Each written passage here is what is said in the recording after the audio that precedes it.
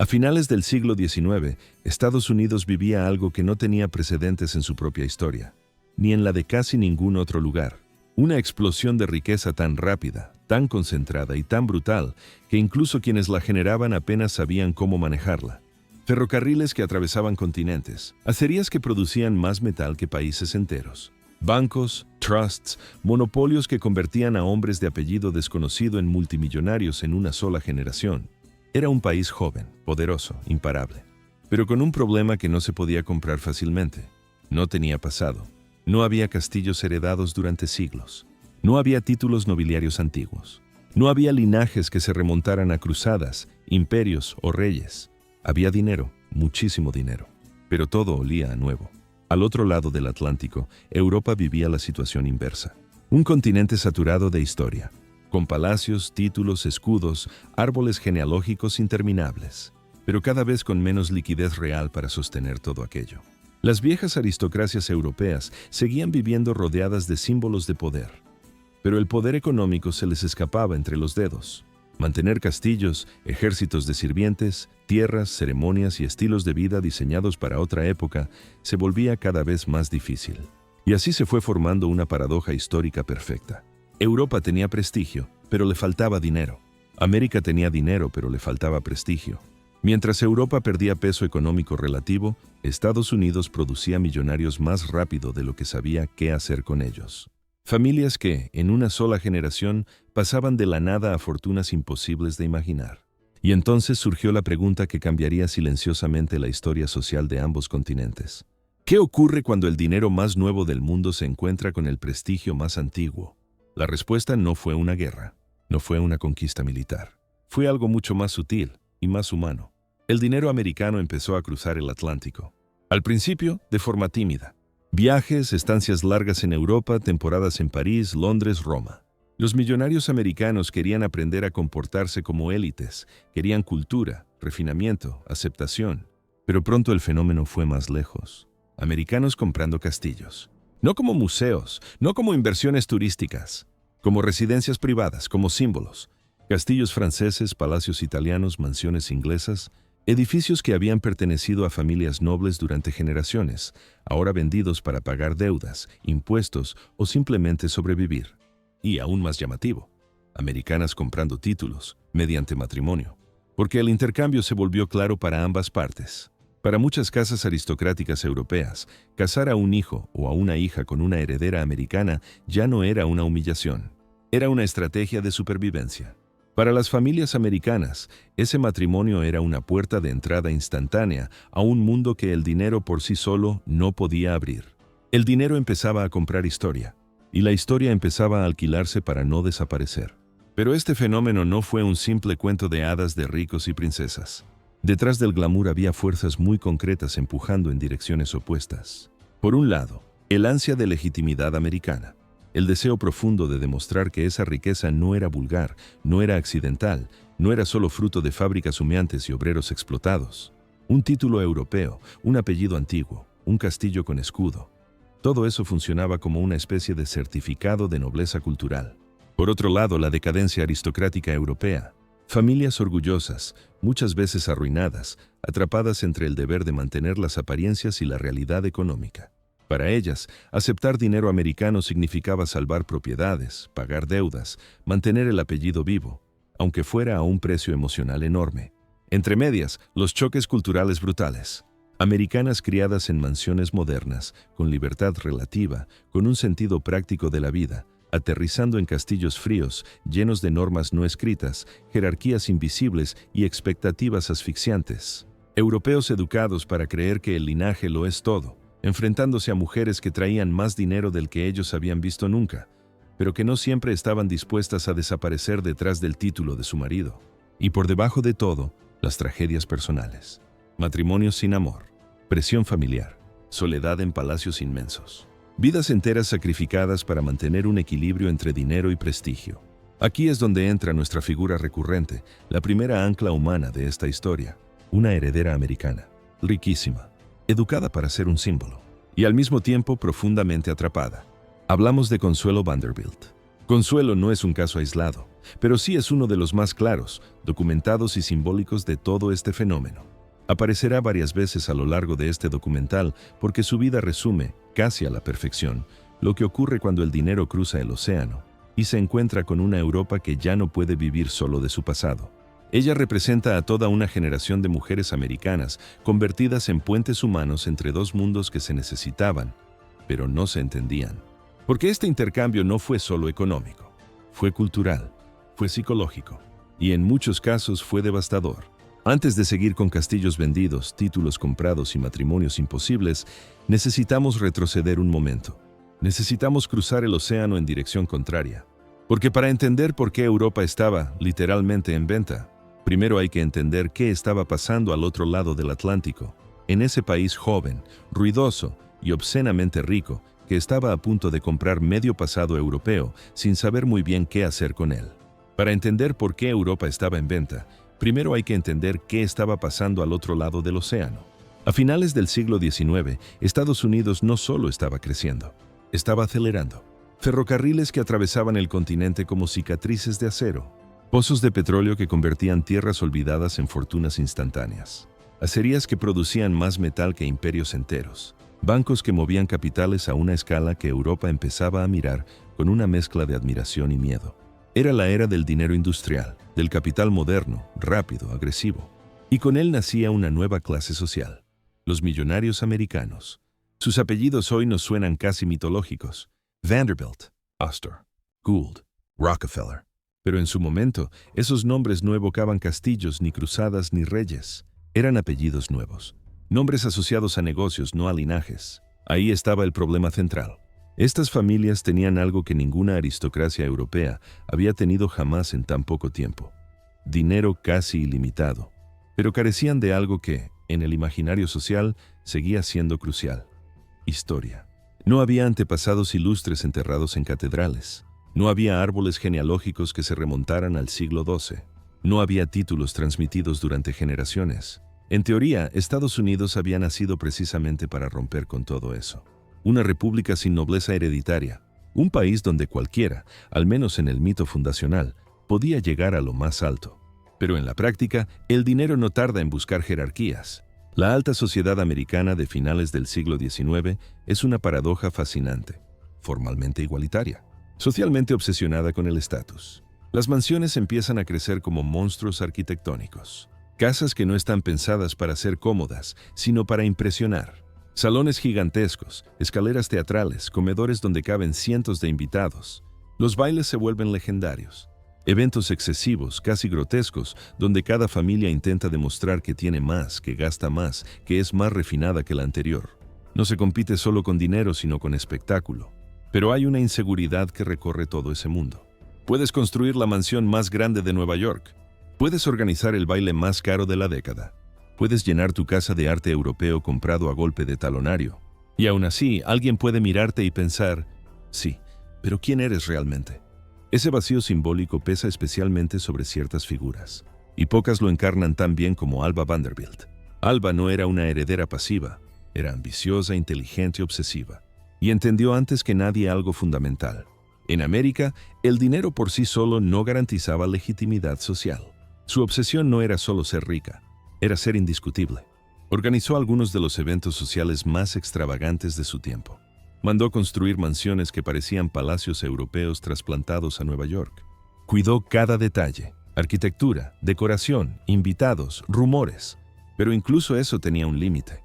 Porque en el fondo todo ese esfuerzo era una actuación, una puesta en escena para convencer a una sociedad que todavía miraba hacia Europa cuando pensaba en verdadera aristocracia.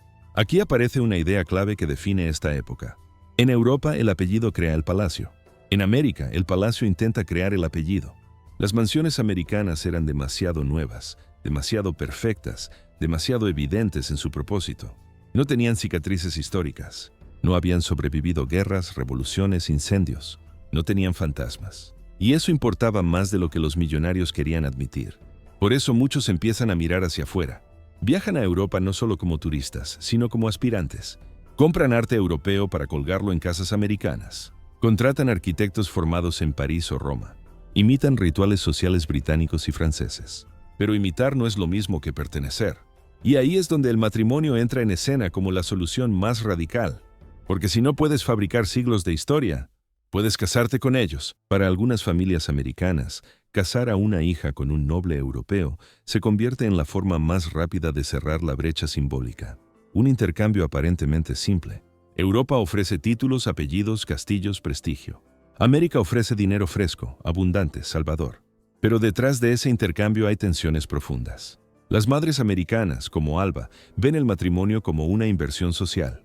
No hablan de amor, hablan de posición, de legado, de futuro.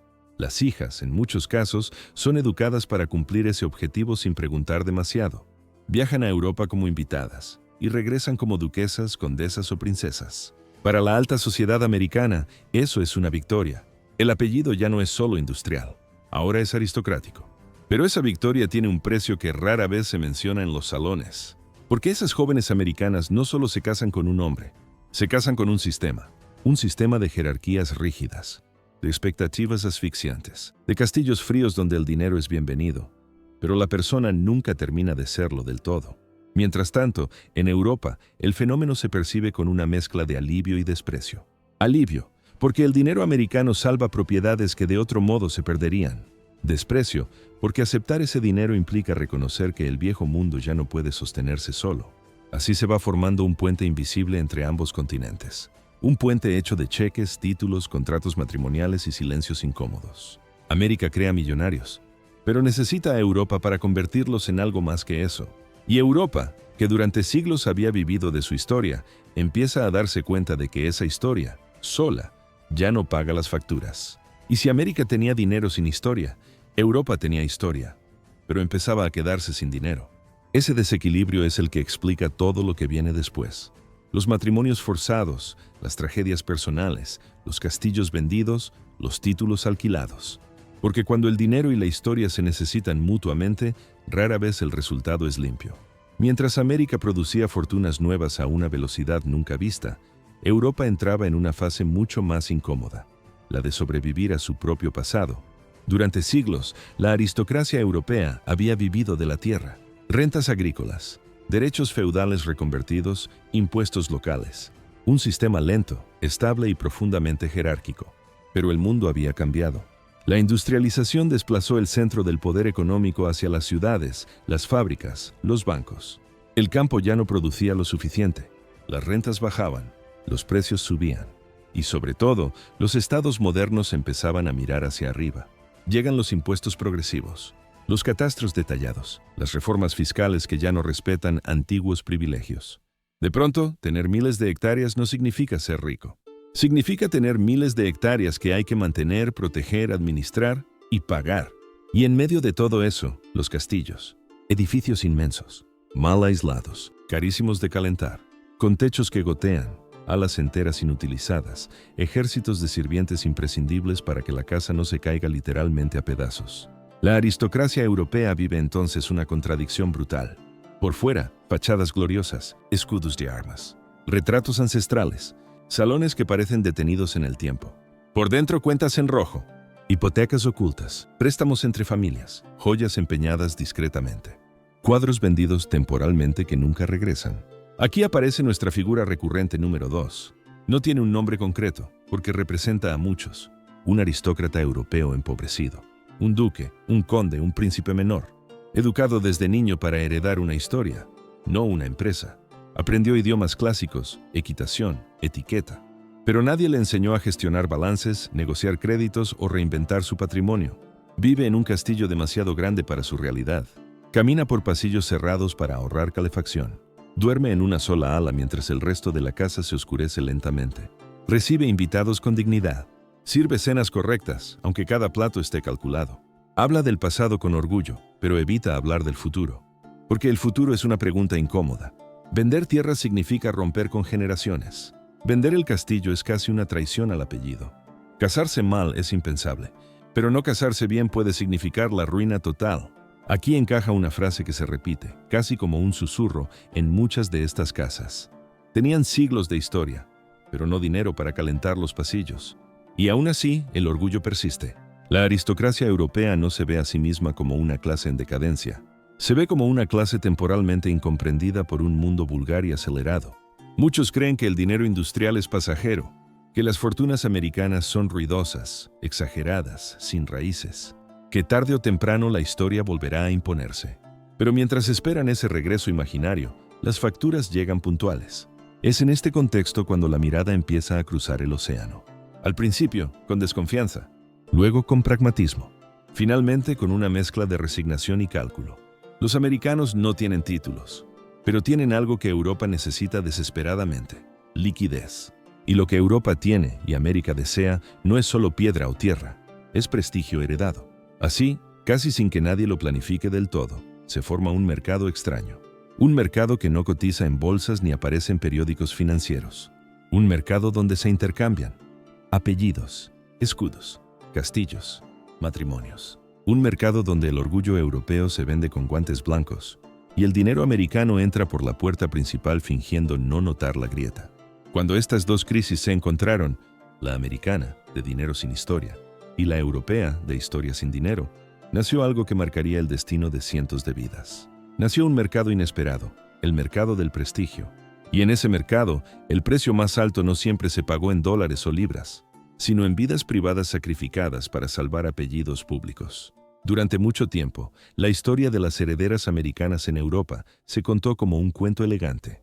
Jóvenes riquísimas, castillos románticos, príncipes encantadores necesitados de amor y quizá de un poco de dinero.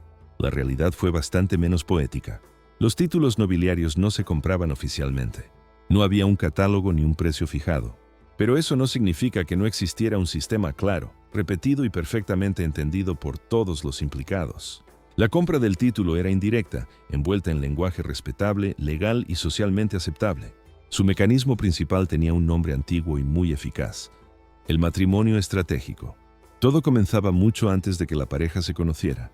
En Estados Unidos, las grandes fortunas sabían que el dinero por sí solo tenía un techo social. Podías ser invitado a ciertos salones, pero no a todos. Podías tener influencia económica, pero no ese aura de legitimidad que Europa había cultivado durante siglos. En Europa, muchas casas aristocráticas sabían exactamente lo contrario. Su apellido abría todas las puertas, excepto la del banco. Así que el intercambio se organizaba con una precisión casi empresarial. Primero, el contacto. No se hacía de manera pública. Se utilizaban intermediarios, diplomáticos, amigos comunes, nobles menores con experiencia en ambos mundos, incluso abogados especializados en herencias y matrimonios internacionales. Luego venía la evaluación. La familia europea investigaba a la heredera americana. ¿Cuánto dinero tenía realmente? ¿Qué parte estaba disponible de inmediato? ¿Qué parte quedaría bloqueada en fideicomisos? Si el capital era estable o dependía de negocios volátiles. La familia americana hacía lo propio. ¿Qué antigüedad tenía el título? Si el castillo estaba en buen estado. Si la familia estaba realmente arruinada o solo exageraba. Si el futuro marido tenía deudas ocultas o problemas de carácter. Nada se dejaba al azar. Uno de los papeles más importantes en este proceso lo desempeñaban las madres aristocráticas. Mujeres que, a menudo, habían vivido ya su propio matrimonio como una transacción y conocían perfectamente las reglas del juego. Ellas negociaban sin romanticismo. Sabían cuánto valía su apellido. Sabían cuántos inviernos más podía aguantar el castillo sin reformas. Sabían que parte del patrimonio había que salvar para las generaciones futuras. Y sabían que, si el heredero se casaba mal o no se casaba, la casa podía desaparecer. Del lado americano, las madres no eran menos conscientes. Para ellas, el matrimonio era una inversión social. No hablaban de amor, hablaban de posición, de asegurar que el apellido industrial se mezclara con uno aristocrático, de garantizar que sus hijas no fueran solo ricas, sino respetables a los ojos del mundo antiguo. Una vez establecida la conveniencia, llegaba el corazón del acuerdo: la dote. No hablamos de cantidades simbólicas, hablamos de sumas capaces de pagar deudas acumuladas durante décadas, restaurar castillos enteros, mantener un estilo de vida aristocrático durante generaciones, o, en algunos casos, salvar una casa noble de la bancarrota total. Ese dinero rara vez se entregaba sin condiciones. Había cláusulas, fideicomisos, pagos escalonados. A veces se establecía que el capital solo podría usarse para mantener determinadas propiedades, o que pasaría a los hijos, garantizando la continuidad del linaje. A cambio, la familia europea ofrecía algo que no se podía fabricar en América: un apellido con siglos de historia. Un título reconocido socialmente. Un castillo o palacio que funcionaba como escenario físico de esa legitimidad. Y sobre todo, la sensación de haber entrado en una genealogía que precedía al dinero. Aquí conviene desmontar otro mito. No siempre era la heredera la que compraba el título. En muchos casos, el título se alquilaba a largo plazo. El apellido sobrevivía. El castillo se mantenía. La familia europea seguía existiendo, pero profundamente transformada. Y en medio de todo esto estaba la persona menos escuchada de toda la operación: la novia. Aquí es donde volvemos a nuestra figura recurrente, esta vez ya no como símbolo, sino como caso real: Consuelo Vanderbilt. Consuelo nació en una de las familias más ricas de Estados Unidos. Su vida, desde niña, estuvo cuidadosamente planificada por su madre, Alva Vanderbilt. Educación estricta, expectativas claras, un objetivo no declarado, pero omnipresente: convertir dinero en legitimidad social definitiva. Cuando Consuelo fue presentada en Europa, no fue como turista, fue como candidata. El hombre elegido para ella no era pobre, pero su familia tenía problemas financieros serios. El título era antiguo, el castillo impresionante, el apellido irreprochable. El acuerdo se cerró entre familias mucho antes de que ella pudiera opinar de verdad. La dote fue gigantesca. El matrimonio, celebrado con todo el esplendor posible. La prensa habló de romance, de cuento de hadas transatlántico, pero lo que nadie veía desde fuera era la realidad cotidiana. Una joven americana, criada en un entorno relativamente moderno, aterrizando en una casa europea dominada por reglas rígidas, expectativas imposibles y una jerarquía que la colocaba siempre como extranjera, por mucho dinero que aportara. El título la protegía y al mismo tiempo la encerraba. Este patrón se repitió decenas de veces, no siempre con la misma brutalidad, no siempre con el mismo nivel de infelicidad, pero casi nunca fue una historia simple. Porque comprar un título no significaba comprar pertenencia, no significaba comprar felicidad, significaba comprar un papel en una obra escrita siglos antes. Y muchos de los protagonistas, sobre todo las mujeres, descubrieron demasiado tarde que el precio real de ese acuerdo no estaba en los cheques, sino en la vida que tendrían que vivir después. Pocas historias explican mejor este sistema que la de una joven americana enviada a Europa como parte de una transacción. Y es ahí, en lo que ocurrió después de la boda, donde el mito del cuento de hadas se rompe definitivamente. Imagina por un segundo que tienes 19 años, que el mundo entero te mira como si ya supiera cuál va a ser tu destino y que tu vida privada, tus gustos, tus miedos, incluso tus amores, es un detalle menor frente a una operación mucho más grande. En Nueva York, a finales del siglo XIX, esa operación tenía nombre, aunque casi nadie lo decía en voz alta: convertir dinero en historia. Y durante un breve momento, la persona que mejor encarnó esa transacción fue Consuelo Vanderbilt. Consuelo no nació simplemente rica, nació dentro de una maquinaria social. Su apellido era un símbolo del nuevo poder americano, fortunas levantadas en una generación, una velocidad de acumulación que Europa miraba con mezcla de desprecio y fascinación. Pero en ciertos salones, esa riqueza tenía una sombra. Era riqueza sin antigüedad. El dinero era real, sí, pero el prestigio, ese prestigio viejo, europeo, que parecía venir de la sangre y no del balance bancario, todavía estaba en otra parte. Y ahí entra Alva Vanderbilt. Porque si Consuelo es el rostro humano de esta historia, Alva es el motor. La madre no veía a su hija como una joven con futuro propio, la veía como una llave. La llave que podía abrir una puerta que en Estados Unidos todavía parecía cerrada. La aceptación total en la cima de la jerarquía social, no solo como ricos, sino como legítimos. Y para Alva, la legitimidad no se construía solo con mansiones y fiestas. Se compraba con algo que América no podía fabricar: un título europeo. La pieza del otro lado del tablero era Charles Spencer Churchill, el 9º duque de Marlborough. En Inglaterra, ese nombre tenía peso. Marlborough no era un título bonito, era un paquete completo: linaje, historia, una herencia que conectaba con siglos de poder británico. Y sobre todo, incluía Blenheim Palace, un palacio gigantesco que funcionaba como una postal del pasado y como una factura del presente. Porque mantener un lugar así no era un gesto romántico, era una sangría. Techos, piedras, jardines, personal, restauraciones interminables. La aristocracia podía tener castillos, pero cada vez menos dinero líquido. Muchos ducados, condes y príncipes menores estaban atrapados en una paradoja cruel. Eran ricos en apariencia y pobres en capacidad real de sostener su mundo. Así que, cuando el duque mira hacia América, no está buscando un gran amor, Está buscando supervivencia. Y cuando Alba mira hacia Inglaterra, tampoco está buscando un cuento de hadas. Está buscando lo que el dinero no podía comprar en casa, salvo comprándolo lejos. Lo que ocurre después se ha contado tantas veces en clave de glamour que cuesta ver la crudeza del mecanismo. Consuelo, según sus propios recuerdos, estaba enamorada de otra persona y no quería ese matrimonio. Pero la presión fue total, íntima, familiar. No era una negociación entre iguales, era una orden disfrazada de destino. La boda se celebró en 1895 y desde el inicio arrastra esa atmósfera de ceremonia impecable por fuera y demolición por dentro. Brides plus one. Ahora, hablemos de cifras, porque en este tipo de historias las cifras son parte del guión. La dote de Consuelo se menciona a menudo como una de las más grandes de la época. Alrededor de 2,5 millones de dólares en valores, se suele hablar de acciones ferroviarias, más un acuerdo anual de $100,000. En términos prácticos, era un trasvase directo de América a una de las casas nobiliarias más famosas de Inglaterra. Brides. Y aquí aparece el detalle que convierte esta historia en un símbolo perfecto del documental. Ese dinero no viaja para crear algo nuevo, viaja para sostener algo viejo. Porque Blenheim no era solo un hogar, era un monumento, un teatro, una prueba viviente de que el pasado tenía forma de piedra. Y la piedra, cuando no se paga, se cae. Así que mientras el público veía una unión aristocrática, lo que estaba ocurriendo era una restauración financiada desde el otro lado del Atlántico. Vogue. Pero la pregunta real no es cuánto costó, la pregunta real es ¿quién pagó el precio?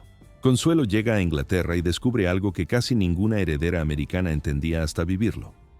Casarse con un título no era convertirse en reina del lugar, era convertirse en pieza del lugar. De pronto, su vida estaba llena de reglas no escritas, protocolos, silencios, miradas que juzgan, y una sensación constante de estar en una casa que nunca termina de ser tuya, aunque vivas dentro de ella. Y mientras tanto, el matrimonio no era un refugio emocional, era un contrato. El duque necesitaba estabilidad y apariencia. Consuelo necesitaba sobrevivir a su propia historia. Porque hay un tipo de soledad que no viene de estar sola, sino de estar rodeada de gente que te trata como una función. Y en las grandes residencias aristocráticas, esa soledad puede amplificarse con cada pasillo. Aquí es donde esta historia se vuelve todavía más humana. Porque Consuelo no es un personaje distante, es una joven atrapada en una narrativa ajena, alguien que aprende tarde que la elegancia puede ser una forma de encierro. Y si lo piensas, ese es uno de los golpes más duros de todo este fenómeno de las Dollar Princesses. Se vendía como intercambio justo, como pacto entre mundos. Pero el intercambio estaba desequilibrado desde el principio. Europa recibía dinero para sostener piedra o historia. América recibía un título, pero a veces perdía a una persona por el camino. En su memoria, Consuelo describió la experiencia con la distancia de quien ya ha vivido las consecuencias. No es un relato de romance que se complica, es un relato de obediencia que se convierte en desgaste, de una vida que se reordena para encajar en una vitrina. Brides más uno. Y sin embargo, para que no se convierta solo en tragedia plana, hay un matiz importante. Consuelo no fue simplemente una víctima pasiva toda su vida. Con el tiempo, como tantas mujeres atrapadas en estructuras rígidas, fue construyendo espacios de decisión dentro de lo que tenía. Pero esa evolución, esa reconstrucción personal no borra el origen. Ella llegó a Inglaterra como parte de un acuerdo. El matrimonio finalmente se rompe por dentro antes de romperse por fuera. Primero la separación, hacia 1906. Después, el divorcio que se formaliza años más tarde, ya entrado el siglo XX, cuando los marcos legales y sociales empiezan a permitir algo que antes era un escándalo imposible: que la duquesa deje de ser duquesa. Brides más 2, Vogue más 2. Y aquí viene un reenganche silencioso que conviene dejar sembrado, porque lo veremos reaparecer más adelante. Cuando Consuelo se libera del título, no desaparece. Cambia de forma. Su historia se convierte en un símbolo público de una era, y en un recordatorio privado de lo que esa era exigía a cambio. La vida que Europa ganó en palacios restaurados también tuvo un reverso. Mujeres obligadas a representar un papel hasta que el cuerpo y la mente ya no podían sostenerlo. Y ahora, vuelve al mapa general del documental. Porque si esto le pasó a Consuelo, la heredera más famosa, el caso más comentado. Imagina cuántas historias similares ocurrieron sin titulares tan grandes, en castillos menos conocidos, con apellidos que ya no suenan, con acuerdos firmados en salones que hoy están vacíos. El sistema era simple en su brutalidad. Europa vendía prestigio para comprar tiempo, América compraba prestigio para comprar pertenencia, y en medio, vidas enteras se reescribían. Europa ganó un palacio que siguió en pie. Consuelo tuvo que reconstruirse para no quedarse enterrada dentro de él. Y ella no fue la única. A finales del siglo XIX, los periódicos empezaron a usar un término curioso, medio admirativo, medio irónico. ¿Dollar princesses? Las princesas del dólar. Era una etiqueta sencilla, pegajosa, casi cómica. Pero detrás de esa frase se escondía un fenómeno real y profundamente simbólico, la invasión silenciosa de la aristocracia europea por el dinero americano. Porque lo de Consuelo Vanderbilt no fue una excepción, fue el modelo. Durante unas 2 décadas, entre 1880 y 1910, decenas de jóvenes herederas americanas cruzaron el Atlántico con la misma misión no escrita: convertir dólares en títulos. Eran jóvenes, bellas, cultas, pero sobre todo, inmensamente ricas. Y en la vieja Europa, donde los castillos seguían en pie pero las cuentas bancarias se derrumbaban, eso era un atractivo irresistible. En el Reino Unido el caso se volvió casi rutinario. La aristocracia británica había sobrevivido a guerras y revoluciones, pero no al costo de mantener sus propiedades. Y los matrimonios con americanas se convirtieron en un recurso respetable y rentable. Había ejemplos por todas partes. Mary Leiter, hija de un magnate de Chicago, se convirtió en Lady Curzon, vizcondesa y símbolo de elegancia imperial en la India británica. Jenny Jerome, neoyorquina, madre de Winston Churchill, fue una de las primeras en marcar el camino, una mujer con espíritu moderno en una sociedad de reglas rígidas. Consuelo Vanderbilt, por supuesto, la más famosa, la más analizada y la más infeliz. Pero la fiebre no se limitó al Reino Unido. En Francia, donde el gusto por lo aristocrático seguía vivo aunque el país ya fuera república, la élite empobrecida también miró hacia el oeste. Las americanas aportaban liquidez, pero también una energía diferente. Eran más directas, más prácticas, menos dispuestas a obedecer protocolos vacíos. En Alemania, las uniones fueron más raras, pero existieron. Algunas casas menores del norte y de Baviera aceptaron dotes americanas con discreción, tratando de mantener una apariencia de orgullo intacto. Los periódicos de la época lo comentaban entre líneas, como si fuera un secreto conocido por todos. Y sin embargo, aunque los acuerdos parecían fríos, las consecuencias fueron intensamente humanas. El choque cultural era enorme. Las americanas llegaban con una mentalidad que la vieja Europa encontraba fascinante y amenazante al mismo tiempo. Eran mujeres educadas, con opinión, acostumbradas a un trato más igualitario dentro de su propia clase. No entendían del todo la rigidez del protocolo, ni la sumisión a un apellido que se veneraba como si fuera una religión. En muchos casos, sus maridos, hombres criados en una jerarquía incuestionable, no sabían cómo lidiar con ellas. Para algunos eran refrescantes, para otros eran un desafío, y para la mayoría un recordatorio incómodo de que el mundo estaba cambiando. Los banquetes y los bailes podían disimularlo, pero detrás de las sonrisas diplomáticas había algo más profundo. Una batalla cultural, silenciosa, cotidiana, librada en los salones y dormitorios de los castillos. Algunas princesas del dólar se adaptaron con éxito. Otras, como Consuelo, lo pagaron con soledad y enfermedad. Pero todas dejaron una huella. Sus hijos crecieron en 2 mundos a la vez, con acento británico pero con sangre americana. Y sin saberlo, muchas de estas uniones transatlánticas prepararon el terreno para una Europa más interconectada, menos aislada, aunque todavía profundamente desigual. A veces, las historias de esas mujeres se cuentan como anécdotas de sociedad, pero lo que realmente representan es un cambio de época. Por primera vez la aristocracia ya no se reproducía sola. Necesitaba el capital de fuera, y lo aceptaba disfrazado de romance. Y ahí, en medio de ese teatro de apariencias, Consuelo Vanderbilt reaparece brevemente como símbolo. No como personaje central, sino como eco. Porque su historia es la nota más visible de una sinfonía mucho más amplia. Una generación de mujeres que compró títulos para sus familias y perdió algo de sí mismas en el proceso. El fenómeno de las Dollar Princesses cambió el mapa social europeo sin disparar un solo tiro. No fue una invasión militar ni política. Fue una invasión económica y emocional.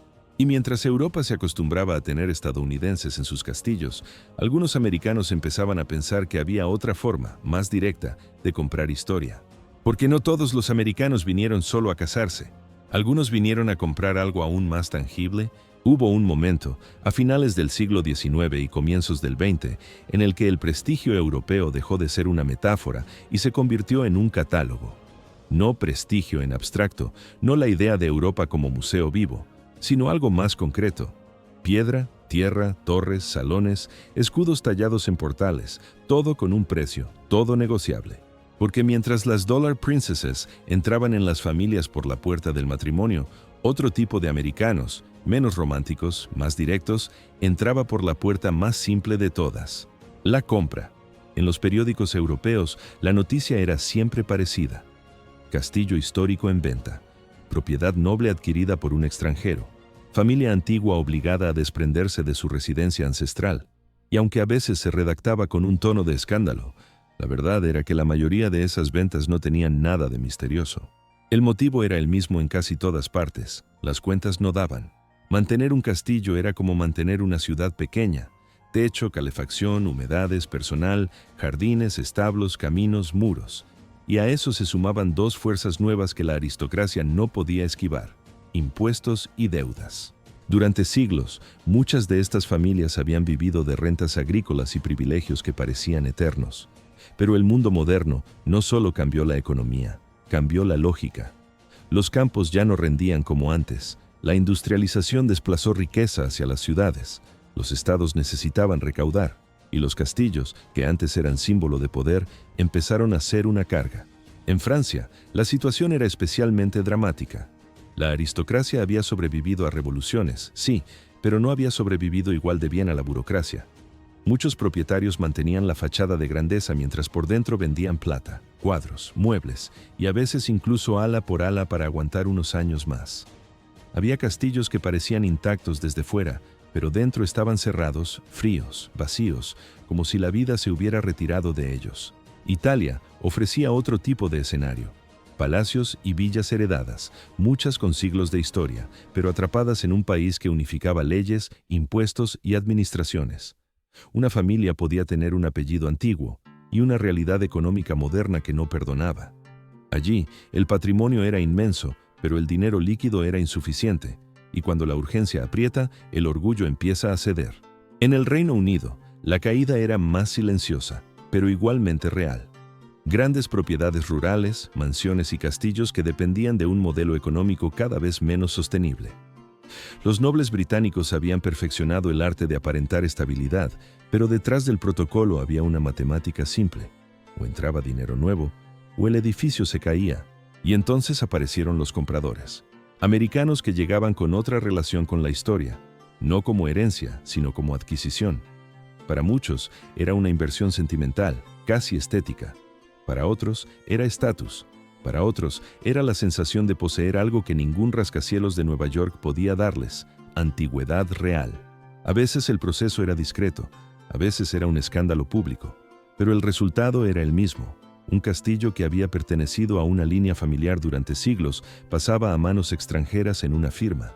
Y lo que vino después fue aún más humillante para algunos nobles. Los americanos restauraban mejor los castillos que los propios europeos. No siempre, pero lo suficiente como para que se comentara. Donde una familia aristocrática llevaba décadas posponiendo reparaciones, un comprador americano llegaba con capital inmediato: arquitectos, obreros, materiales. Donde un techo filtraba desde hacía 20 años, de pronto se arreglaba en 2 temporadas. Donde las paredes se apagaban por la humedad, volvía la pintura.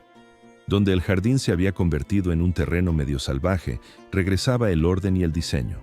Y lo irónico era que, en muchos casos, esos compradores extranjeros estaban haciendo lo que las familias originarias ya no podían permitirse: salvar el edificio. Salvarlo sí, pero también convertirlo en otra cosa: en una residencia privada de lujo, en una casa de verano, en un símbolo personal, en una pieza de colección. Para algunos europeos, aquello era un rescate. Para otros, era una profanación. Porque un castillo no era solo un inmueble, era un relato, era una continuidad. Era una prueba material de que una familia había existido, mandado, resistido. Y de pronto, ese relato podía reescribirse con dinero extranjero. Una sala con retratos de antepasados podía convertirse en un salón decorado con gusto americano. Un escudo en la entrada podía seguir ahí, pero ya no era un símbolo de dominio. Era un adorno. Y ahí aparece la idea central de esta parte, simple pero potente. Por primera vez, la historia europea tenía propietarios extranjeros. No eran invasores con espadas, no eran ejércitos, eran compradores. Y eso lo hacía más difícil de combatir, porque no había una guerra que ganar, solo contratos firmados, hipotecas, acreedores, bancos. Este mercado de piedra, de castillos y palacios, tenía además un efecto psicológico. Europa empezó a verse a sí misma como un lugar que podía venderse, no en el sentido literal de «se vende Europa», sino en el sentido de que su pasado, su arquitectura, su prestigio, podían convertirse en mercancía. Y para los americanos, aquello era una revelación, porque si podías comprar un castillo, podías comprar el escenario completo del mito europeo, el puente de piedra, el torreón, la galería, la biblioteca, la capilla familiar. Podías vivir dentro de la historia como si fuera una propiedad privada. Pero entonces, como suele pasar, la ambición subió un escalón. Porque poseer un castillo era espectacular, sí, pero algunos no querían solo piedra.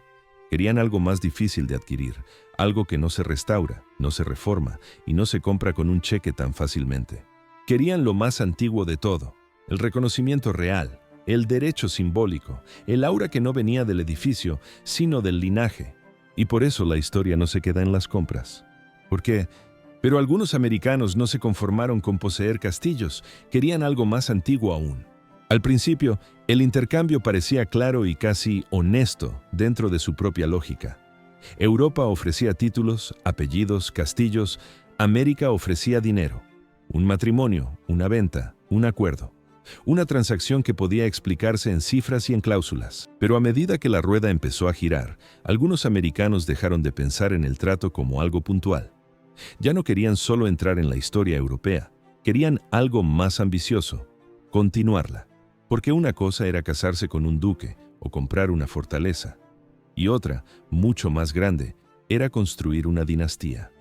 No una familia rica con propiedades en Europa, sino una casa con peso simbólico, un apellido que sonara antiguo, un árbol genealógico que se extendiera hacia el futuro como si siempre hubiera pertenecido allí. Ese fue el sueño que empezó a obsesionar a ciertos millonarios, no vivir como visitantes en Europa, sino como si fueran parte del tejido permanente del continente. Y ese sueño muchas veces empezó por algo aparentemente simple. Los hijos se convirtieron en el proyecto. Si el dinero americano era nuevo, entonces había que educarlo para que dejara de parecer nuevo. Había que entrenarlo, pulirlo, suavizarlo, convertirlo en algo que pudiera caminar por los pasillos de un castillo sin sonar a visitante. Y así empezaron las decisiones. Internados en Inglaterra, tutores franceses, clases de etiqueta, idiomas, esgrima, historia europea. No era solo educación, era transformación. Porque el objetivo no era que el hijo aprendiera un idioma, era que pensara con el idioma, que respirara en ese código cultural, que entendiera las bromas de una cena aristocrática, que supiera cuándo callar, cuándo mostrarse, cuándo parecer indiferente, que aprendiera el arte europeo de la distinción, esa forma de demostrar poder como si no costara esfuerzo.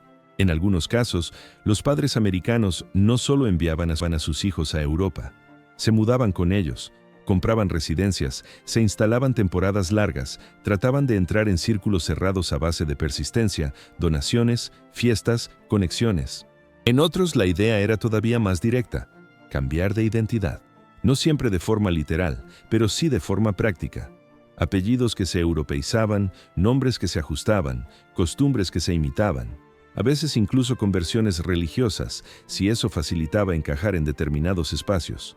La persona rica empezaba a actuar como si ya perteneciera a una tradición antigua, esperando que, con el tiempo, el mundo dejará de ver la diferencia. Y lo curioso es que, en parte funcionaba, al menos por fuera, porque el dinero abría puertas, permitía sostener un estilo de vida que muchos nobles ya no podían sostener. Financiaba restauraciones, eventos, patronazgos. Convertía a un extranjero en una figura útil, alguien que podía salvar un castillo, financiar una temporada social, apoyar una causa. Pero el sueño dinástico no se construye solo con puertas abiertas, se construye con aceptación profunda. Y ahí empezaba el problema. Europa podía admirar el dinero americano, incluso agradecerlo, pero eso no significaba que estuviera dispuesta a reconocerlo como linaje. En el fondo, la aristocracia europea podía tolerar la presencia del americano rico, incluso incorporarlo por matrimonio, pero había una barrera invisible, la idea de que el linaje no es algo que se compra, sino algo que se es. Y esa barrera no estaba escrita en ninguna ley, era social, era psicológica, era cruel. Los americanos podían tener castillos restaurados, cuadros antiguos, cenas con embajadores, pero en ciertos salones siempre serían los nuevos. Siempre habría alguien que recordaría con una sonrisa educada que su fortuna nació en ferrocarriles, acero o petróleo, no en una batalla medieval o una alianza del siglo XVII. Por eso, muchos intentos de fundar casas americanas en Europa acabaron pareciéndose a lo mismo. Una generación brillante, una segunda que intenta encajar, y luego un desgaste lento, porque incluso cuando un hijo se educaba en Europa, había algo que lo perseguía: la presión de representar un papel que no había elegido. Ser europeo no por nacimiento, sino por proyecto. Y eso crea una tensión profunda. El hijo que crece entre dos mundos sin sentirse completamente dueño de ninguno. A veces ese conflicto terminaba en rebelión privada, matrimonios contra la voluntad familiar, regresos a América, divorcios, vidas más discretas. A veces terminaba en otra cosa, en decisiones desesperadas para mantener el relato vivo, gastando más de lo que se podía sostener, intentando competir con una aristocracia que estaba acostumbrada a competir desde hacía siglos. Y a veces simplemente terminaba en algo más banal pero definitivo: el tiempo. Porque fundar una dinastía requiere continuidad, estabilidad, calma histórica. Y el cambio de siglo no ofrecía ninguna de esas cosas. La Europa donde los americanos intentaban plantar raíces estaba a punto de volverse un lugar más hostil, más nacionalista, más desconfiado. Un lugar donde, de repente, ser extranjero volvería a ser un problema. Ahí es donde muchos proyectos se rompen, no porque les faltara dinero, sino porque les faltaba contexto. Porque el futuro, que ellos imaginaban como un escenario donde su apellido se consolidaría, se convirtió en un terreno inestable. Y en un mundo inestable, los símbolos cambian de valor. De pronto, el título ya no impresionaba tanto. El castillo ya no significaba seguridad, el apellido ya no garantizaba respeto, y la estrategia lenta, la estrategia dinástica, se volvió casi imposible. Por eso, cuando se mira en perspectiva, el fenómeno deja una conclusión amarga. La mayoría de estos intentos de crear una casa americana europea no fracasaron por falta de ambición. Fracasaron porque intentaban construir permanencia en un continente que estaba a punto de romperse. Y entonces la frase que resume todo cae con fuerza, como si fuera un veredicto. El dinero podía comprar el pasado, pero no siempre el futuro. Los castillos podían comprarse, las restauraciones podían pagarse, los títulos podían conseguirse a través del matrimonio. Pero el futuro dependía de algo que nadie controlaba, ni siquiera los millonarios, la historia misma. Y mientras algunos americanos soñaban con dejar a sus nietos un apellido antiguo, el mundo empezaba a tensarse. Las alianzas se agrietaban, los países se preparaban. La modernidad no venía con fiestas, venía con crisis. Y esa sensación, la de que el suelo bajo los castillos ya no era estable, empezó a extenderse por toda Europa. Porque había algo que ni los nobles, ni los americanos, ni los matrimonios, ni el dinero podían detener. La llegada de una época en la que las coronas caerían, las fronteras cambiarían y las mansiones, esas mansiones europeas que América había comprado o soñado, empezarían a convertirse en otra cosa. Objetivos, ruinas, refugios, símbolos de un mundo que se desmoronaba. Y así, sin anunciarse con trompetas ni ceremonias, la historia gira hacia el siguiente acto. Y entonces el mundo volvió a romperse. Durante unos años, el intercambio había parecido casi inevitable. Europa vendía prestigio porque necesitaba liquidez. América compraba prestigio porque necesitaba pasado. Se podía discutir si era romántico o cínico, pero funcionaba. Las dotes tapaban goteras centenarias. Los apellidos abrían puertas que el dinero por sí solo nunca habría abierto.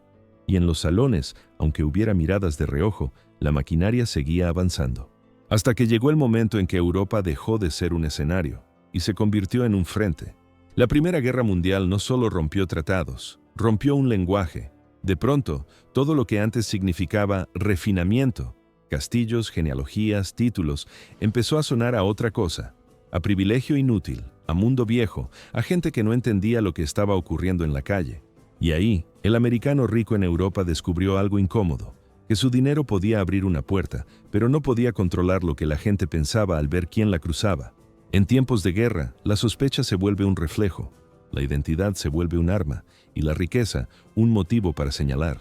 Muchos americanos que vivían entre castillos y casas señoriales empezaron a ser vistos de una forma distinta.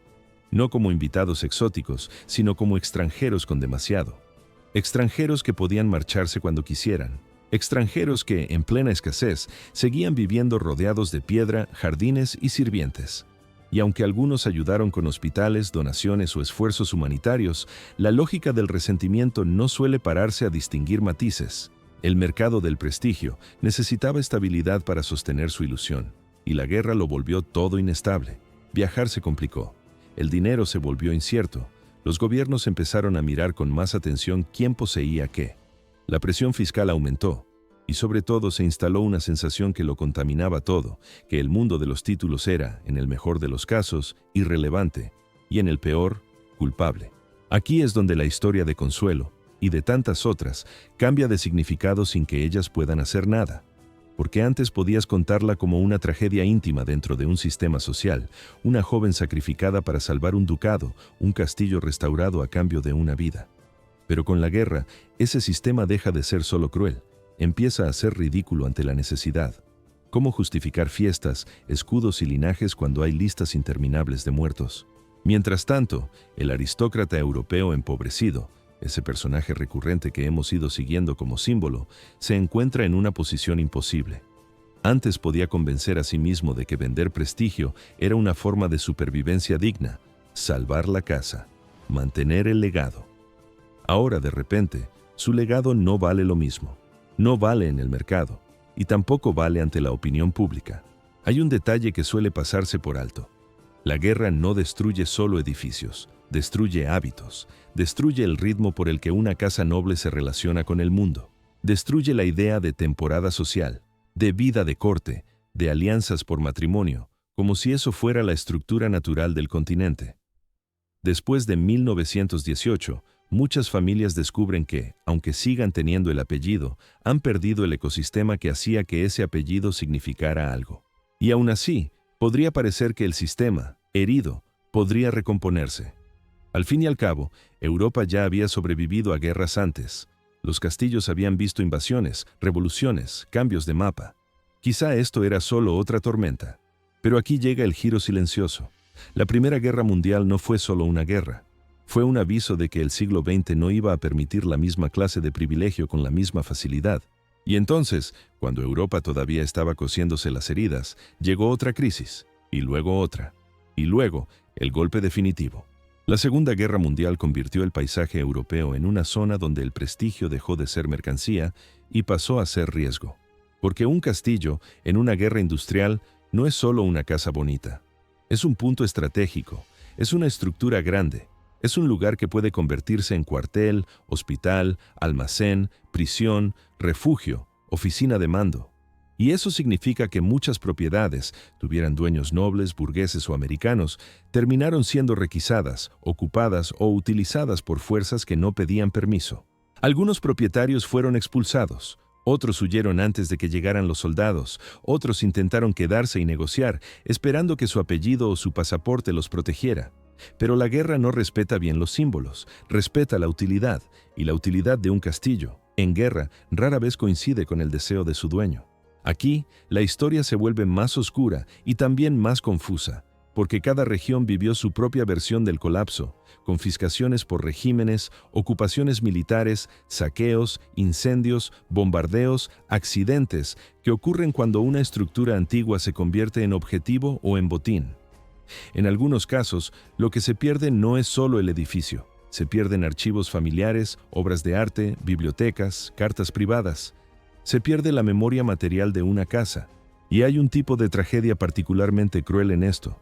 Muchas de esas mansiones que los americanos habían restaurado, que habían salvado con dinero fresco, con techos nuevos, con paredes reforzadas, volvieron a quedar a merced del caos.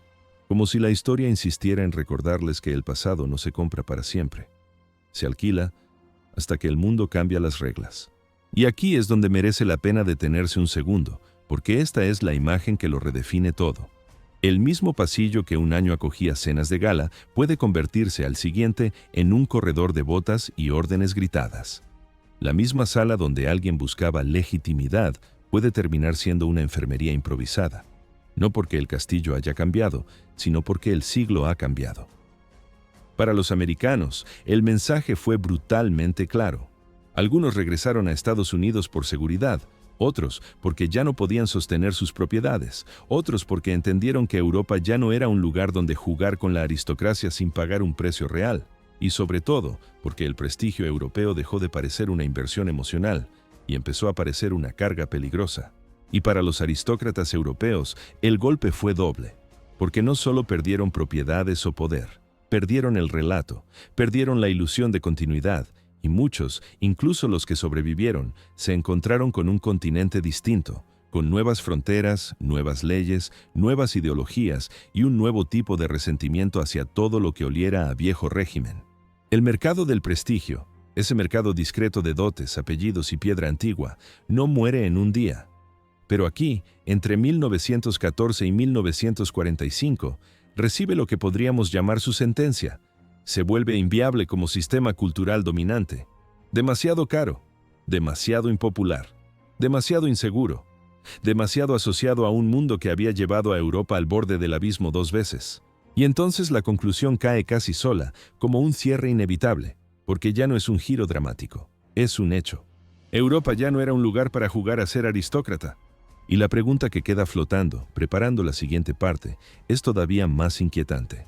Si el dinero americano ya no podía comprar prestigio en una Europa rota, ¿qué les quedaba a esos castillos, a esos títulos, a esas mansiones que habían sido el escenario perfecto del intercambio? Lo que viene después no es glamour, es supervivencia, es ruina, es olvido, y en algunos casos, desaparición.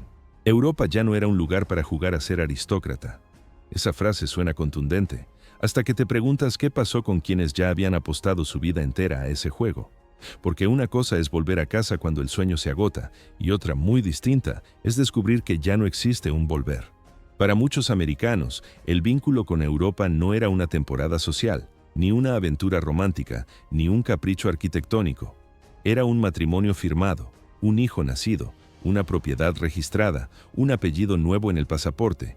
Y cuando el continente se cerró como una trampa, con fronteras que cambiaban, gobiernos que caían, ejércitos que avanzaban, hubo personas que no pudieron simplemente hacer las maletas. Algunos no se quedaron por heroísmo, se quedaron por inercia, por obligación o por miedo. Porque el dinero que antes lo arreglaba todo, en tiempos de guerra se convierte en una etiqueta peligrosa, o te vuelve objetivo, o te vuelve sospechoso, o te vuelve irrelevante, y casi siempre te vuelve vulnerable. Imagina el tipo de vida que habían construido. Una heredera americana en una mansión europea. Al principio, el escenario es perfecto. Salones con techos pintados, vitrinas con porcelanas, bibliotecas donde cada estantería parece una catedral. El personal se mueve en silencio y el apellido nuevo se pronuncia como una contraseña. La familia local, orgullosa y arruinada, respira aliviada porque la casa vuelve a estar caliente en invierno, porque la humedad ya no se come las paredes, porque la propiedad sigue siendo la propiedad. Luego llega la guerra y todo eso empieza a descomponerse por detalles pequeños. Primero, cartas que no llegan. Luego, periódicos censurados. Después, amigos que desaparecen. Y finalmente, el golpe real. Alguien llama a la puerta y ya no es un invitado. En muchos lugares, los castillos y mansiones se convierten en piezas de tablero. No importa si el dueño es un duque o un banquero. Importa que el edificio sirve. Sirve por su tamaño, por su ubicación, por su estructura. Y así, sin necesidad de bombas, una mansión puede dejar de pertenecer a su propietario sin que nadie firme nada. Basta con que la ocupen, basta con que la requisen, basta con que la necesiten. Y aquí aparece la primera tragedia silenciosa. Americanos que no pudieron volver porque ya no eran solo americanos. Piensa en las mujeres que se casaron con títulos europeos. Algunas habían renunciado a parte de su identidad para encajar, aprendieron otra lengua, adoptaron otras formas, fingieron otra seguridad. Muchas se habían tragado el orgullo durante años para sostener una casa que no era suya del todo. Y de repente se encuentran atrapadas entre dos mundos que empiezan a odiarse. En tiempos de nacionalismo, una americana en una casa aristocrática europea puede convertirse en una rareza tolerada o en una extranjera sospechosa. Y si el país entra en guerra, esa sospecha se vuelve peligrosa. Hay casos documentados de familias que intentaron neutralizar a sus miembros extranjeros, esconderlos en el campo, mantenerlos lejos de las ciudades, borrar rastros en documentos, evitar que su acento se escuche en público. No porque los quisieran menos, sino porque el mundo se había vuelto menos humano. La ideología no necesita pruebas, necesita símbolos, y un pasaporte, un apellido o una procedencia bastan para convertirte en símbolo. La segunda tragedia es aún más íntima: matrimonios rotos por ideología. En los años de entreguerras, el prestigio no desaparece de golpe, se transforma en paranoia. El aristócrata europeo empobrecido, nuestro personaje recurrente, ya no piensa solo en deudas e impuestos, piensa en supervivencia política. Y en ese contexto, muchas familias nobles coquetean con ideas extremas, algunas por convicción, otras por oportunismo, otras por puro pánico. La promesa suele ser la misma: orden, estabilidad, recuperar lo perdido. ¿Y qué pasa cuando la persona que has traído de América, que llegó creyendo en modernidad, en pragmatismo, en libertad de movimiento, se da cuenta de que está casada con alguien que está abrazando una visión autoritaria del mundo? A veces hay discusiones, a veces hay silencio, a veces hay una distancia que crece durante años, hasta que una noche se vuelve imposible de disimular. Y en guerras y dictaduras, separarse no es solo un drama sentimental, puede ser un riesgo. Un divorcio puede ser un escándalo, una huida puede ser interpretada como traición, una carta mal escrita puede convertirse en evidencia. La ideología no solo rompía matrimonios, rompía familias enteras, hermanos contra hermanos, hijos educados en un país, padres leales a otro, y en medio, esa mansión que en teoría era refugio, se convierte en jaula. La tercera tragedia es la más fría: la pérdida total. En el mundo del prestigio, una mansión no es solo una casa, es una promesa materializada. Si esto se sostiene, todo habrá valido la pena.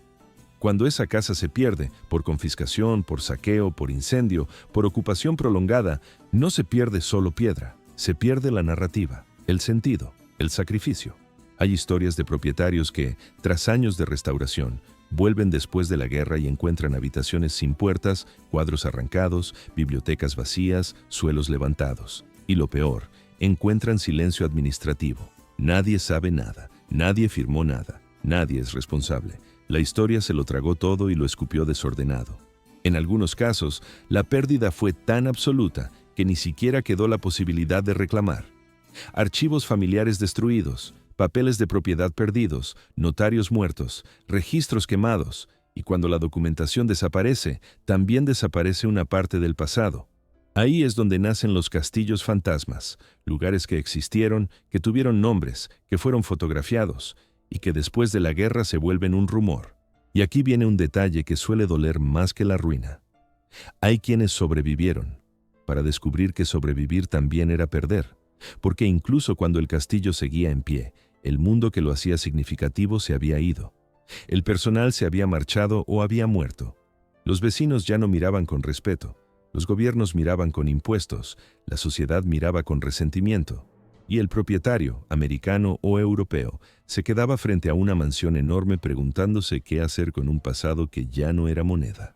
Volvemos un segundo a Consuelo, no como caso, sino como símbolo, porque su historia, la joven convertida en transacción, representa el corazón de este documental, que el glamour era real, sí, pero el precio también, y en tiempos de guerra, ese precio se vuelve irreversible. Ya no era ¿merece la pena? Era ¿cómo salgo de aquí? Para muchos, el sueño europeo terminó siendo una pesadilla.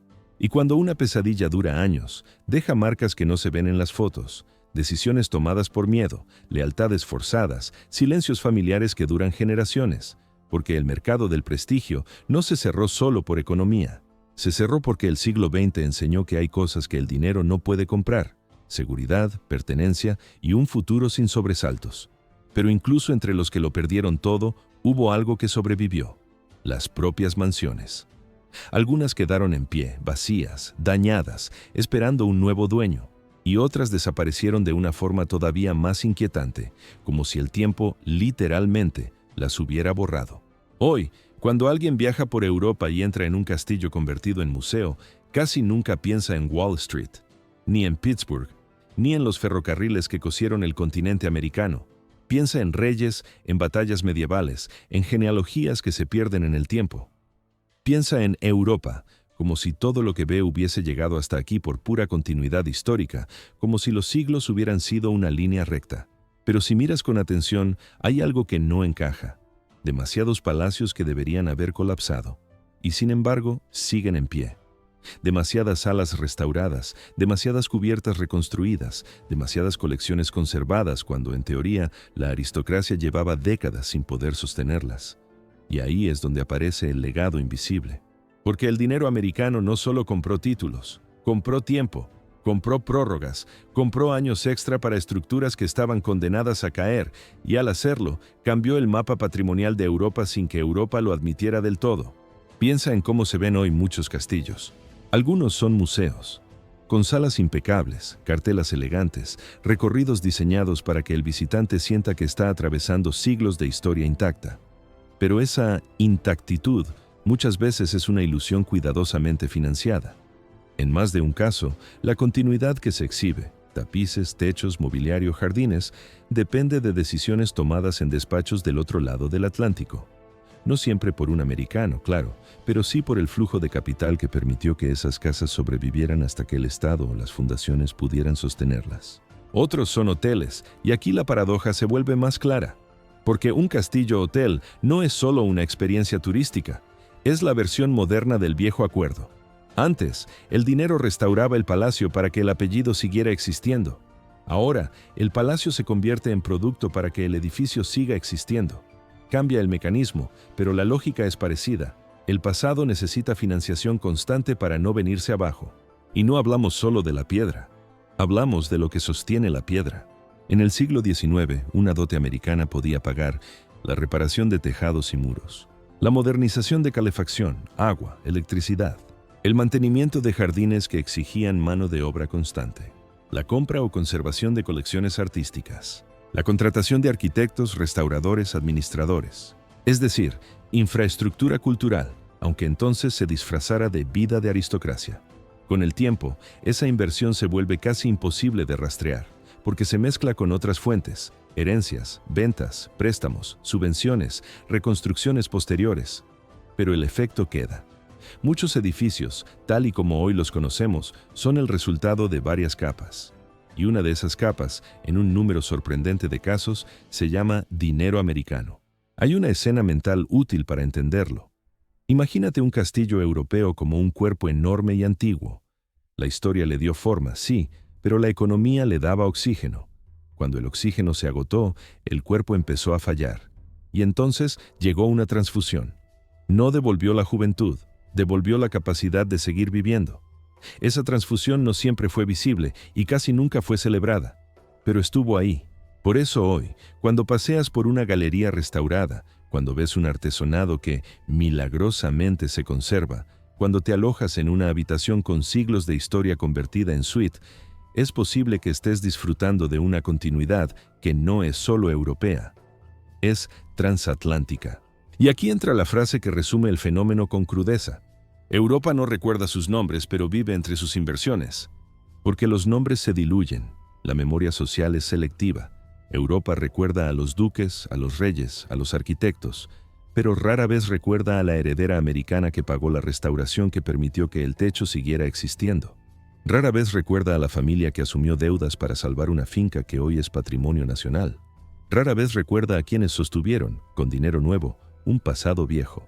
Y esto no solo ocurre en la arquitectura, ocurre en el tejido social, en redes de prestigio que todavía existen en ciertos círculos, en apellidos que se mezclaron y que hoy suenan europeos, aunque una parte decisiva de su historia venga de América. En fundaciones, colecciones privadas, donaciones, instituciones culturales que nacieron de esa mezcla. La pregunta es inevitable.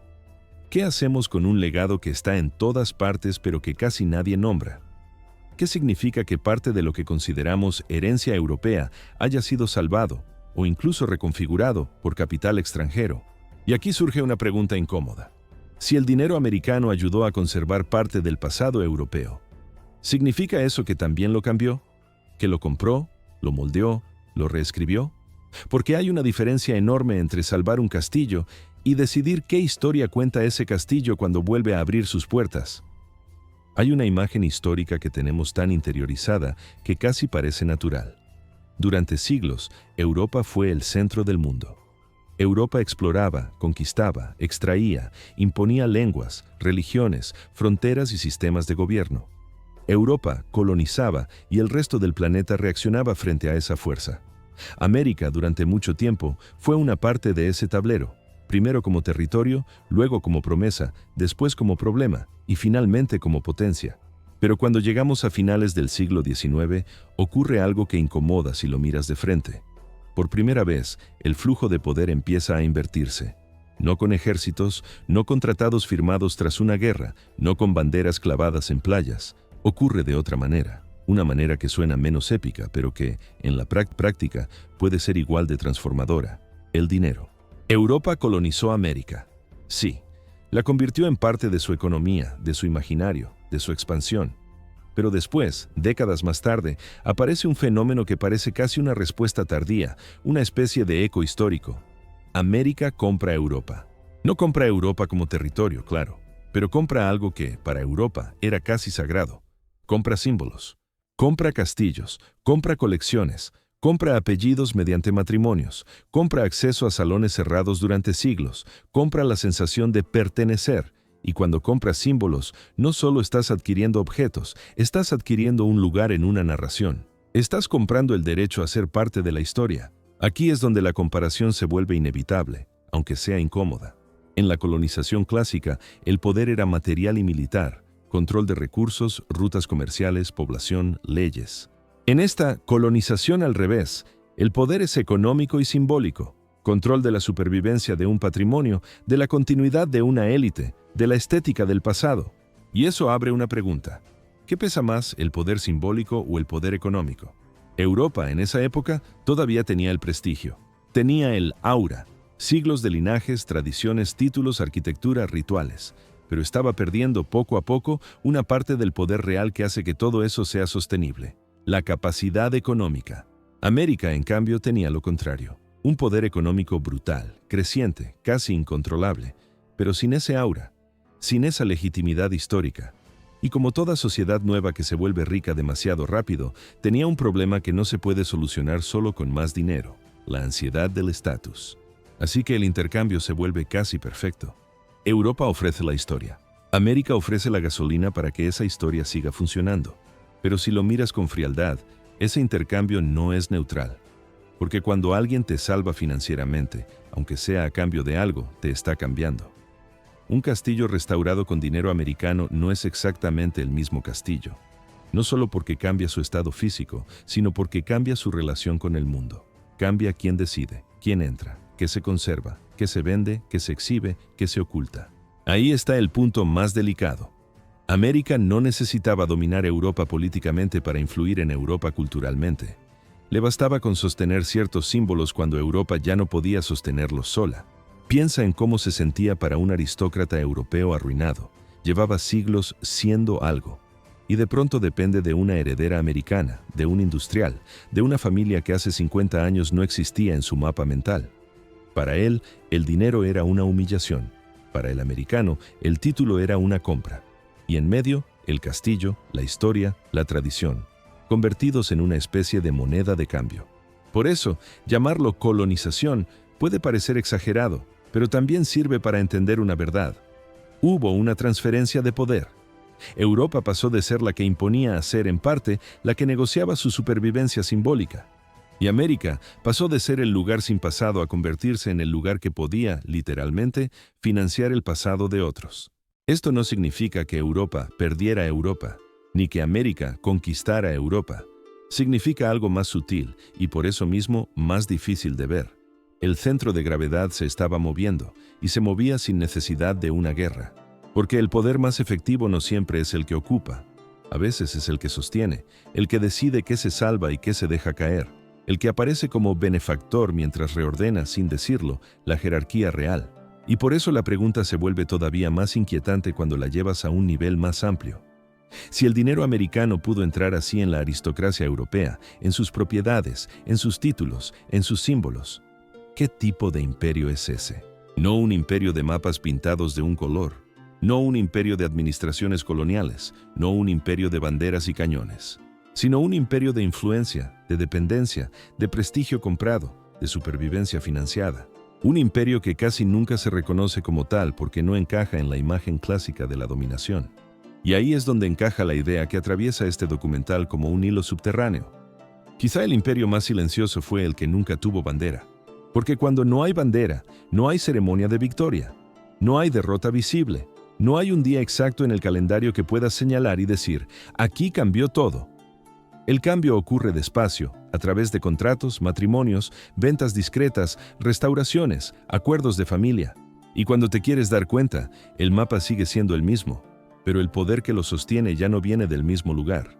Y si este intercambio fue tan profundo en los castillos y en los títulos, hay una pregunta todavía más personal. ¿Qué le hacía todo esto a la gente que vivía dentro? Porque detrás del mercado del prestigio no solo hubo patrimonio salvado, también hubo identidades rotas.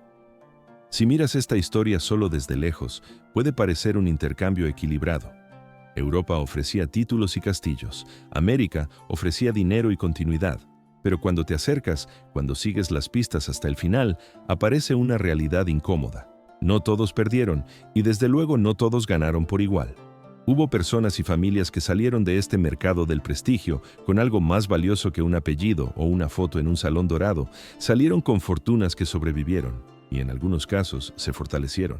Porque mientras muchos matrimonios se rompían, mientras algunos castillos eran confiscados durante las guerras, mientras las viejas casas aristocráticas se diluían en divorcios, escándalos o impuestos imposibles, hubo un grupo pequeño, pero decisivo, que entendió antes que nadie la regla nueva del siglo XX. El linaje ya no era una garantía, la gestión sí. Lo primero que distingue a quienes sobrevivieron es simple. No intentaron conservar el pasado como si el pasado fuera eterno. Lo tradujeron, lo adaptaron, lo convirtieron en un activo con lógica moderna. Y eso, en un continente lleno de familias orgullosas, fue casi una revolución silenciosa. En la Europa aristocrática tradicional, un castillo era un símbolo, una obligación, una carga heredada. Había que mantenerlo porque siempre se había mantenido. Había que sostener ese estilo de vida porque era parte del papel. El problema es que el siglo XX no tuvo paciencia para los papeles. Tuvo guerras, inflación, revoluciones, impuestos, turismo de masas, nuevas industrias, nuevas élites. Y en ese mundo, un castillo sin plan era un pozo sin fondo. Las familias que sobrevivieron hicieron algo que, para muchos de sus pares, habría sonado vulgar.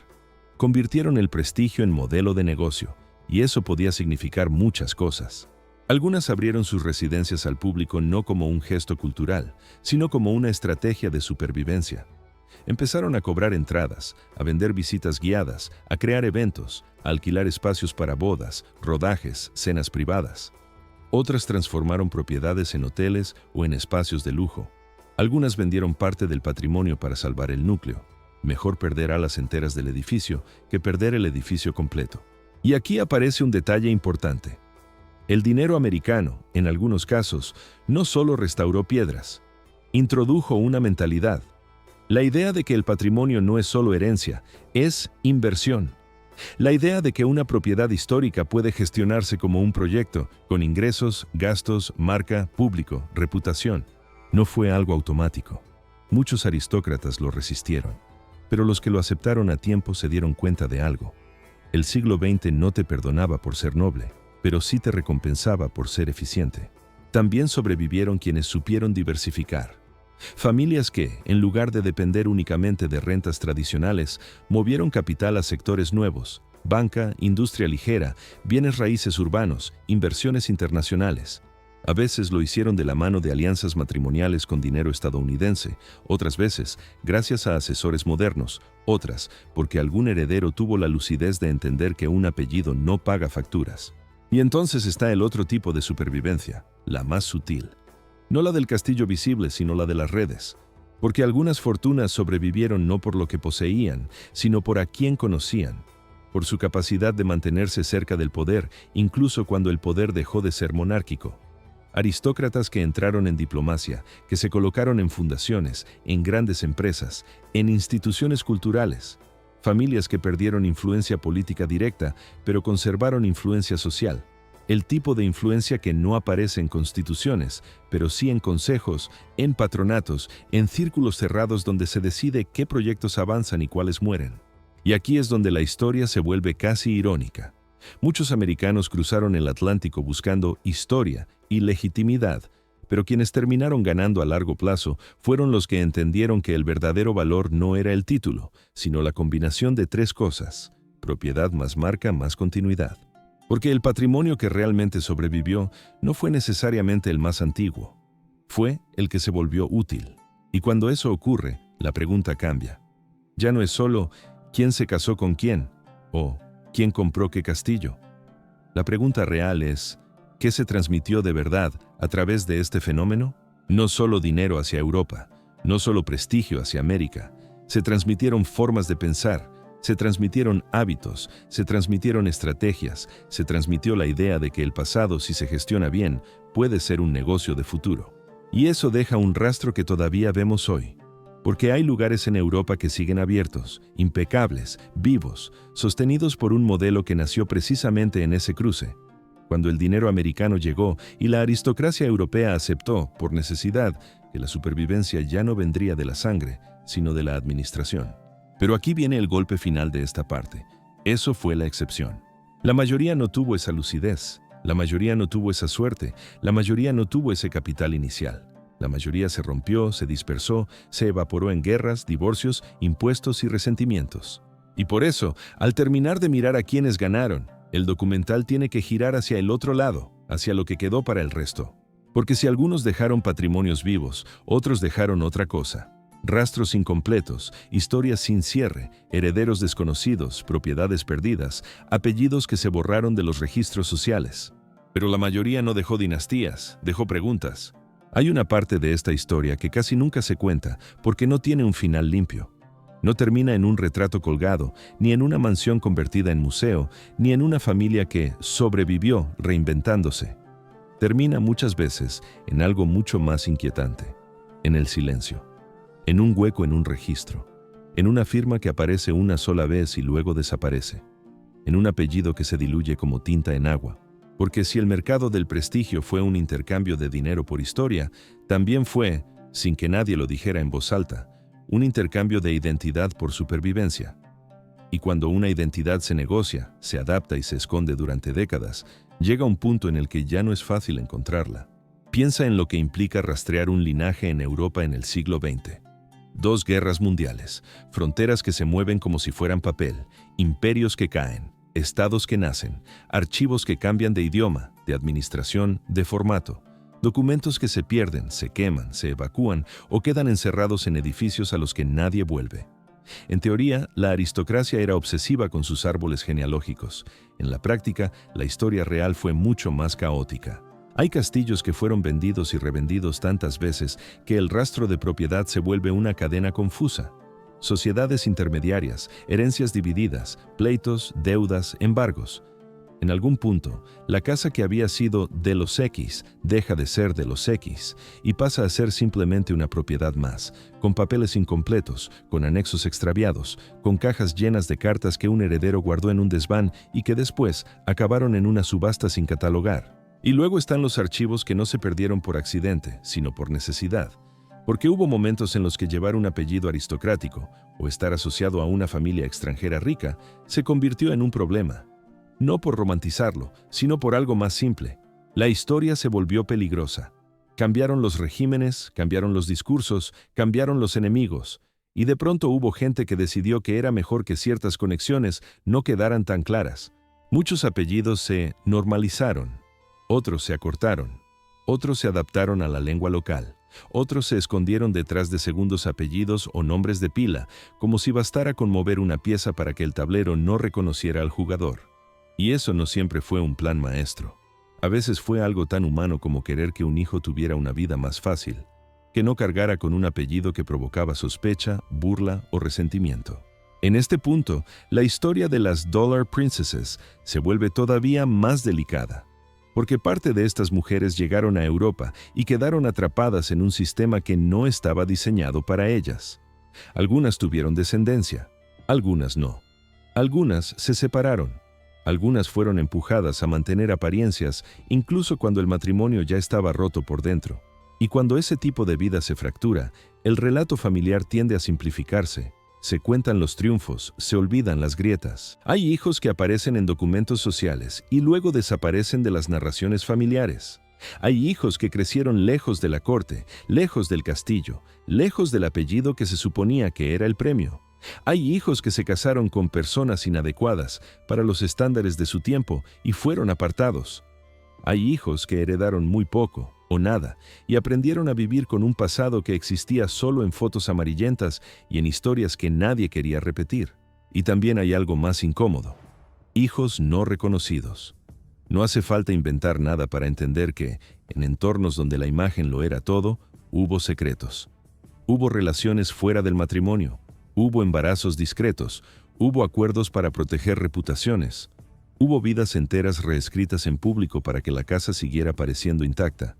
Si lo piensas desde la lógica humana, no desde el chisme, es casi inevitable que ocurriera. Cuando una persona es tratada como un símbolo, su vida privada se convierte en un riesgo, y lo que se considera riesgo suele terminar en silencio. A veces, ese silencio no es total, a veces queda un rastro. Una carta sin firma completa, una nota en un margen, un testamento que menciona a quien corresponda de forma demasiado ambigua, una herencia dividida en porcentajes extraños, un pago periódico que se detiene de golpe. Cosas pequeñas que, vistas por separado, no significan nada, pero juntas construyen la sensación de que hay piezas del puzzle que faltan. Y cuando llegan las guerras, ese puzzle se rompe del todo. Durante la Primera Guerra Mundial, muchas familias se obsesionaron con parecer lo suficientemente nacionales. Durante la Segunda, esa obsesión se convirtió en instinto. Ser extranjero o parecerlo podía ser un problema. Ser rico o parecerlo también. Ser aristócrata, en determinados lugares y momentos, era directamente peligroso. Hubo gente que escondió joyas, que escondió documentos, que escondió cuadros, que escondió correspondencias enteras. Y cuando algo se esconde con miedo, a veces se esconde tan bien que no vuelve a encontrarse. En el caos de exilios y confiscaciones, aparecieron también los vacíos administrativos. Matrimonios registrados en un sitio y no en otro, nacimientos anotados con variantes del nombre, familias desplazadas que rehacen su vida en otro país y dejan atrás papeles que nadie recupera. Y con el tiempo, esos vacíos se convierten en versiones contradictorias, en leyendas familiares, en relatos que cada rama repite de manera distinta. Aquí es donde conviene hacer una pausa y decirlo con claridad. No estamos afirmando conspiraciones. No hace falta. La realidad ya es lo bastante extraña sin inventar nada. Pero sí es razonable pensar, y esto es una especulación controlada, no un hecho verificable para cada caso, que es posible que hoy haya personas que ignoran el precio que su familia pagó por un título. No porque haya un secreto deliberado escondido bajo llave, sino porque el paso del tiempo y el trauma histórico borran cosas incluso cuando nadie quiere borrarlas. Imagina a alguien que crece con un apellido común, en una vida normal, sin castillos, sin retratos, sin historias grandiosas, y aún así, en algún punto del árbol familiar, existe una mujer americana que cruzó el Atlántico con una dote enorme y una vida decidida por otros. Existe un matrimonio firmado como si fuera un contrato, existe una caída, existe una renuncia, existe un nombre noble que dejó de usarse, y esa persona quizá no lo sabe, no porque sea un misterio épico, sino porque nadie habló de ello, porque la familia aprendió que hablar de ello dolía, o daba vergüenza, o parecía inútil, y entonces el silencio se heredó igual que se heredan las arrugas o la forma de las manos. Y aquí volvemos, inevitablemente, a Consuelo, aunque sea solo como símbolo. Porque si su historia nos anclaba emocionalmente, era por algo muy simple. No era solo una americana con un título. Era la prueba de que detrás de cada transacción había una vida concreta, con días repetidos, con soledad, con decisiones tomadas por otros. Ahora imagina cuántas historias parecidas existieron sin un nombre famoso, sin un castillo famoso, sin biografías, sin libros. Historias que se quedaron en cartas privadas, en rumores de familia, en una caja que alguien tiró al vaciar una casa. Ese es el legado más fantasma del mercado del prestigio. No solo castillos restaurados o apellidos mezclados, también vidas que se perdieron del relato. Y cuando una historia deja de tener un relato, deja algo peor. Preguntas. Preguntas que no se responden con fechas, sino con dudas. ¿Quién se benefició realmente y quién pagó el precio? ¿Cuántas familias compraron historia y acabaron perdiendo su propia historia por el camino? ¿Cuántas identidades fueron mejoradas hacia arriba y luego borradas hacia abajo para sobrevivir? Porque al final, el prestigio era una ilusión compartida, pero las consecuencias fueron reales, y lo que queda, tantas décadas después, es esta sensación de estar mirando un continente lleno de edificios perfectos, construidos sobre historias incompletas. Y eso nos lleva al final de esta historia. Si has llegado hasta aquí, ya puedes ver el dibujo completo. No es una historia de americanos conquistando Europa, ni de Europa seduciendo a América. Es algo más incómodo y, por eso mismo, más humano. Una historia de deseo. Deseo de pertenecer. Deseo de ser aceptado. Deseo de convertir el dinero en algo que parezca eterno. Porque sí, el dinero americano cruzó el Atlántico y transformó cosas reales. Restauró castillos que se caían a pedazos, pagó tejados, muros, galerías, establos, jardines, calefacciones que nunca llegaban a encenderse. Financió la supervivencia material de un mundo que se estaba quedando sin oxígeno. Pero cuando miras la parte invisible, la parte que no se puede colgar en una pared, lo que encuentras es otra cosa. Lo que encuentras es que el dinero podía comprar piedra, pero no podía comprar pertenencia. Los millonarios americanos llegaban con la energía de un país joven que lo estaba ganando todo, y aún así, muchos de ellos se sentían como intrusos en los salones europeos.